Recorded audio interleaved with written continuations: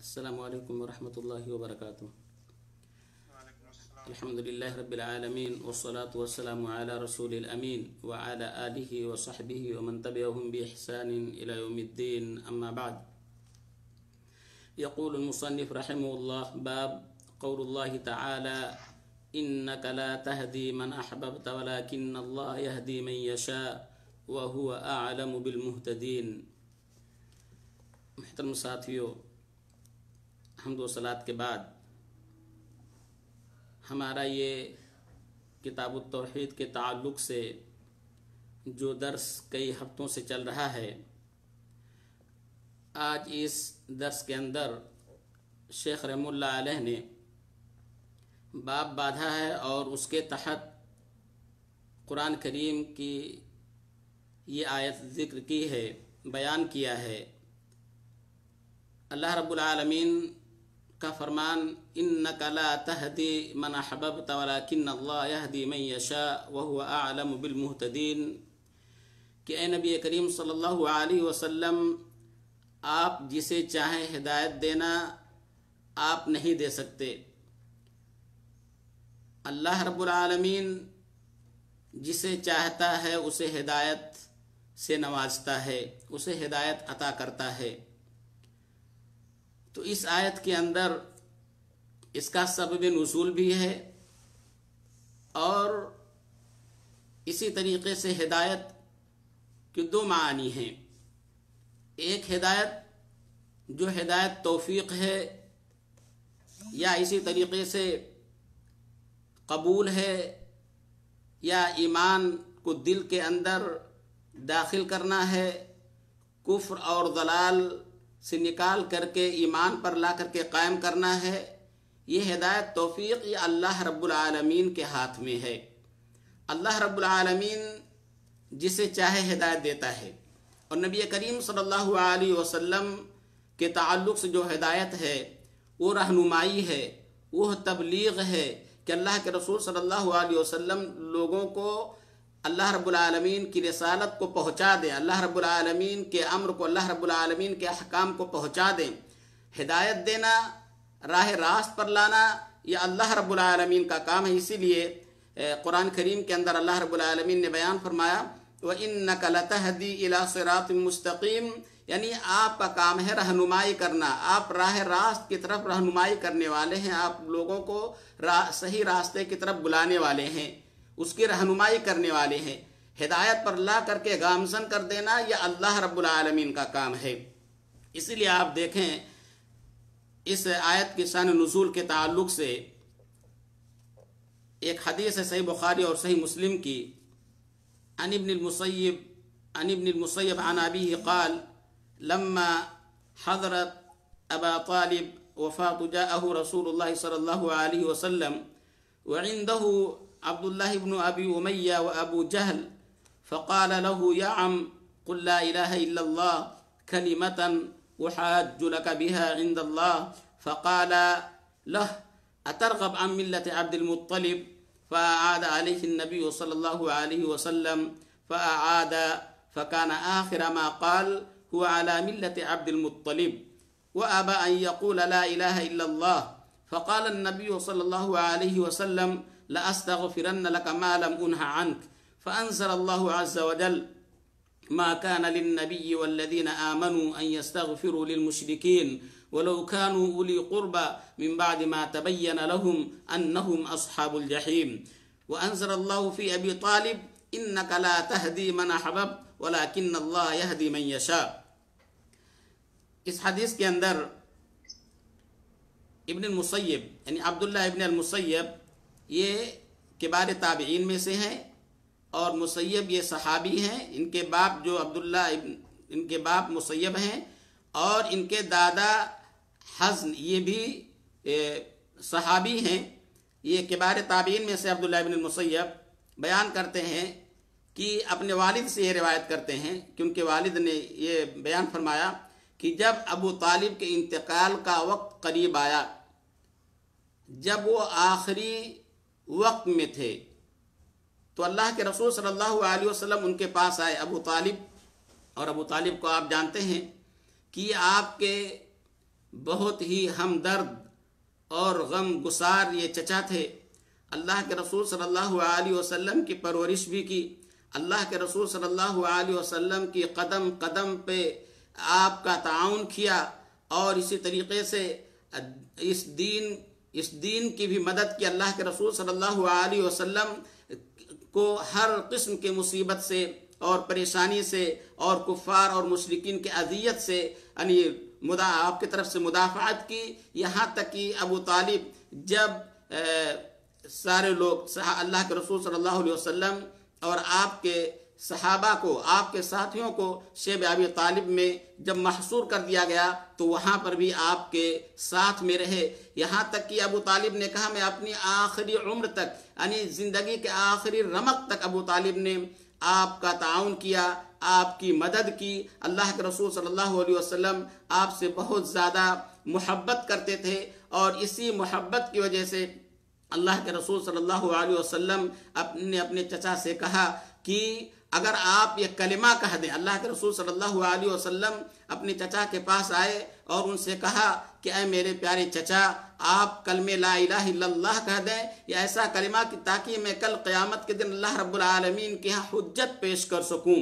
لہذا وہاں پر بیٹھے ہوئے تھے، جب اللہ کے رسول صلی اللہ علیہ وسلم ابو طالب کے پاس آئے تو وہاں پر ابو جہل اور اسی طریقے سے عبداللہ ابن ابی امیہ وہ بھی موجود تھے، اور مسیب بھی موجود تھے، جیسے کہ اس حدیث سے پتہ چلتا ہے جنہوں نے اس حدیث کو اللہ کے رسول صلی اللہ علیہ وسلم سے روایت کی۔ اور اس وقت یہ ابو جہل اور اسی طریقے سے مسیب بن حزن اور عبداللہ ابن ابی امیہ یہ لوگ کافر تھے، اسلام قبول نہیں کیے تھے، اسلام سے مشرف نہیں ہوئے تھے۔ لہذا ان لوگوں نے کہا، وہ لوگ بھی وہاں پر بیٹھے ہوئے تھے، جب اللہ کے رسول صلی اللہ علیہ وسلم نے ابو طالب سے یہ کہا کہ آپ کلمہ لا الہ الا اللہ کہہ دیں کہ تاکہ میں اللہ رب العالمین کے ہاں حجت پیش کر سکوں، تو ابو جہل اور عبداللہ ابن ابی امیہ نے ابو طالب کی طرف رخ کر کے یہ کہا کہ کیا تم عبد المطلب کے مذہب سے پھر جاؤ گے؟ کیا منحرف ہو جاؤ گے؟ کیا اس سے روگردانی کر لو گے؟ آر دلایا انہوں نے۔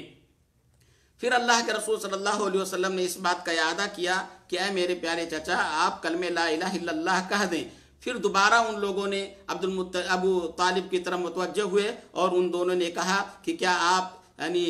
عبد المطلب کے مذہب سے، ان کے دین سے آپ پھر جاؤ گے؟ پھر آخر میں ابو طالب نے کہا کہ وہ علی ملت عبد المطلب، کہ وہ عبد المطلب کے مذہب پر ہیں، اور اسی پر ان کا خاتمہ ہوا۔ لہذا اس سے یہ معلوم ہوا، آپ دیکھیں کہ اس حدیث سے کہ ہوا علی ملت عبد المطلب، ان لوگوں کی بھی تردید ہوتی ہے جو کہتے ہیں کہ عبد المطلب یہ اسلام قبول کر لیے تھے، یا اسی طریقے سے یعنی جو اقران سو جو ہیں، جو برے ساتھی ہیں، ان کے تعلق سے بھی پتہ چلتا ہے کہ برے ساتھیوں کا کتنا بڑا نقصان ہوتا ہے۔ وہ برے ساتھی تھے، انہوں نے آپ کو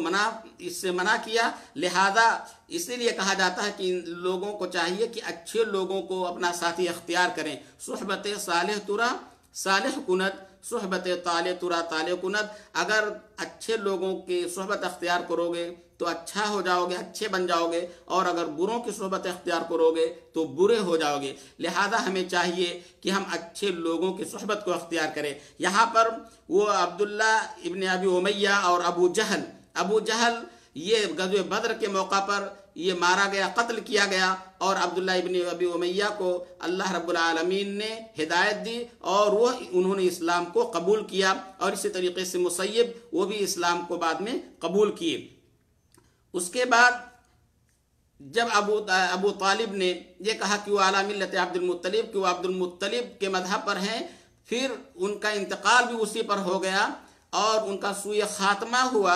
اور اللہ کے رسول صلی اللہ علیہ وسلم نے اس وقت یہ کہا لَأَسْتَغْفِرَنَّ لَكَ مَا لَمْ أُنْهَ عَنْكَ، میں آپ کے تعلق سے اللہ رب العالمین سے مغفرت طلب کرتے رہوں گا جب تک کہ مجھے اس چیز سے منع نہ کر دیا جائے۔ تو اللہ رب العالمین نے قرآن کریم کی آیت نازل کی، ما كان للنبي والذين آمنوا ان يستغفروا للمشركين ولو كانوا اولي قربى من بعد ما تبین لهم انہم اصحاب الجحیم، کہ نبی کے لیے یا اسی طریقے سے مسلمانوں کے لیے یہ زیبا نہیں دیتا، یہ مناسب نہیں ہے کہ وہ مشرکین کے لیے وہ دعائے مغفرت کریں، چاہے وہ ان کے قریبی رشتہ دار کیوں نہ ہو، بعد اس کے کہ یہ واضح ہو گیا کہ وہ دوزخی ہیں، وہ جہنمی ہیں۔ اس کے بعد اللہ کے رسول صلی اللہ علیہ وسلم بہت زیادہ غم میں، بہت زیادہ تکلیف میں اور بہت زیادہ پریشانی میں رہا کرتے تھے، تو اللہ رب العالمین نے آیت نازل کی انک لا تہدی من احببت ولکن اللہ یہدی من یشاء، کہ محمد صلی اللہ علیہ وسلم آپ جسے چاہیں ہدایت نہیں دے سکتے، ہدایت دینا یہ اللہ رب العالمین کا کام ہے، اللہ رب العالمین جسے چاہتا ہے ہدایت عطا کرتا ہے، ہدایت سے نوازتا ہے۔ لہذا اس آیت سے میرے محترم بھائیوں ان تمام چیزوں کی تردید ہوتی ہے، ان تمام لوگوں کے یعنی منہ پر ایک زوردار تماچا ہے جو لوگ اللہ رب العالمین کو چھوڑ کر کے غیروں کو معبود بنا رکھے ہیں، غیروں کو سامنے اپنے سر کو ٹیکتے ہیں، قبروں کی پوجا کرتے ہیں، یا اسی طریقے سے جو مر گئے ہیں ان کو پکارتے ہیں، ان کو مشکل کشا سمجھتے ہیں۔ آپ دیکھیں اللہ کے رسول صلی اللہ علیہ وسلم جو افضل الخلق ہیں، افضل الانبیاء والرسل، اور اسی طریقے سے افضل البشر، یعنی انبیاء میں یعنی پورے انسان میں سب سے زیادہ افضل اللہ کے رسول صلی اللہ علیہ وسلم، ان کے تعلق سے اللہ رب العالمین نے یہ بیان فرمایا کہ آپ جسے چاہیں ہدایت نہیں دے سکتے۔ جب اللہ کے رسول صلی اللہ علیہ وسلم سے اس چیز کی نفی کی گئی ہے تو اس کے بعد کے جو لوگ ہیں بدرجہ اولا کسی کو نہ نفع پہنچا سکتے ہیں، نہ نقصان پہنچا سکتے ہیں، نہ کسی کو کفر اور ضلالت سے نکال کر کے راہ راست پر لا سکتے ہیں۔ صرف یہ کام ہے انبیاء کا جس کے تعلق سے اللہ رب العالمین نے یہ بیان فرمایا وَإِنَّكَ لَتَهْدِي إِلَى صِرَاطٍ مُسْتَقِيمٍ، آپ راہ راست کی طرف لوگوں کو رہنمائی کرنے والے ہیں، آپ لوگوں کو صحیح راستے کی طرف بلانے والے ہیں۔ لہذا یہاں پر یہ بھی معلوم ہوتا ہے کہ ہمیں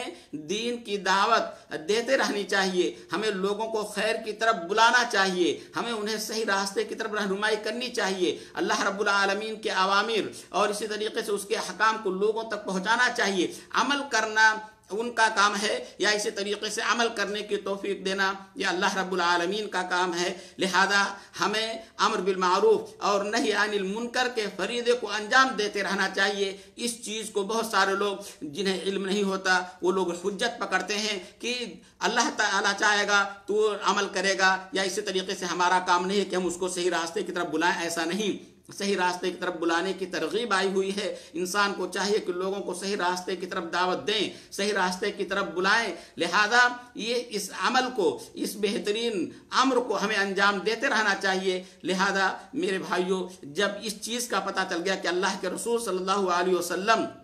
جو کسی کو نفع اور نقصان نہیں پہنچا سکتے یا کسی کو ہدایت نہیں دے سکتے، آپ اپنے چچا ابو طالب جو اتنے زیادہ محبوب تھے، اللہ کے رسول صلی اللہ علیہ وسلم کی خواہش تھی، لیکن اس کے باوجود اللہ رب العالمین کی حکمت بالغہ یہی تھی کہ وہ اسلام کو نہ قبول کریں، اسی لیے اللہ رب العالمین نے آپ کو منع بھی فرمایا کہ، اور اسی طریقے سے آپ کے تسکین کے لیے یہ بھی کہا کہ آپ جسے چاہیں ہدایت نہیں دے سکتے۔ اللہ رب العالمین جسے چاہتا ہے ہدایت سے نوازتا ہے، ہدایت عطا کرتا ہے۔ لہذا میرے بھائیوں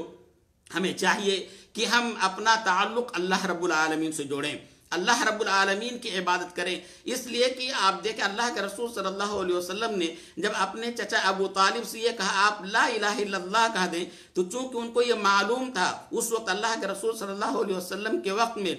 دو لوگ کفار تھے اور مشرکین تھے، لہذا انہیں یہ معلوم تھا کہ اگر ہم نے کلمہ لا الہ الا اللہ کہہ دیا تو تمام چیزوں سے، شرک سے، کفر سے برات کا اظہار کرنا ہے، صرف اور صرف اپنے رب کی عبادت کرنی ہے۔ لہذا انہوں نے اس کا انکار کیا اور کہا کہ ہم عبد المطلب کے مذہب پر ہیں۔ لہذا معلوم یہ ہوا کہ میرے بھائیوں ہدایت اللہ رب العالمین کے ہاتھ میں ہے۔ لہذا انسان کو چاہیے کہ اللہ رب العالمین سے ہدایت اور توفیق طلب کرے۔ اللہ رب العالمین جسے ہدایت دے دے اسے کوئی گمراہ نہیں کر سکتا، اور جسے گمراہ کر دے